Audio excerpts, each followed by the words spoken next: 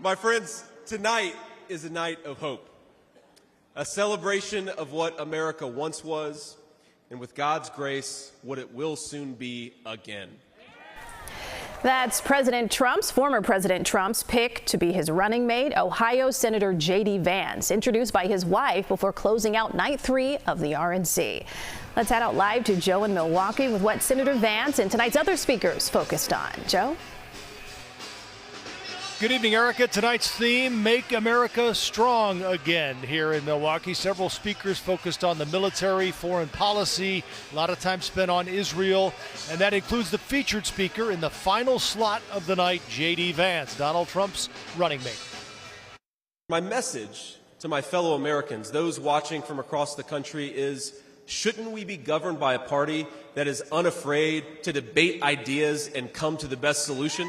And so tonight, Mr. Chairman, I stand here humbled, and I'm overwhelmed with gratitude to say I officially accept your nomination to be Vice President of the United States of America.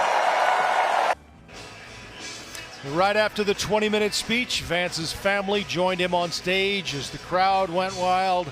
And this audience, of course, filled with staunch Republicans. Now Vance needs to convince the rest of the country that he and Donald Trump should be elected in November. And if you were listening to the speech, you know he spent a lot of time talking directly to voters in Wisconsin, in Michigan, in Pennsylvania, 3 critical states to whoever ultimately wins in November. We also heard about the border a lot of times tonight. Texas Governor Greg Abbott outlined the party's position on securing the Texas-Mexico border. Abbott, of course, has been sending thousands of migrants to Chicago for more than a year now with no plans to stop. When Joe Biden and Kamala Harris refused to even come to Texas and to see the border crisis that they created, I took the border to them.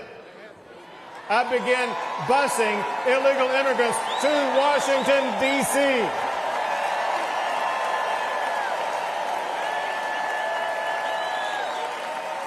And we have continued busing migrants to sanctuary cities across the entire country. Tonight's session was filled with tough talk about the Trump message of strengthening the United States, but it also aimed to show off his softer side. That included an appearance by Donald Trump Jr. and his daughter Kai. Kai is the eldest granddaughter of the former president, and tonight marked her speaking debut for the campaign. To me, he's just a normal grandpa. He gives us candy and soda when our parents aren't looking.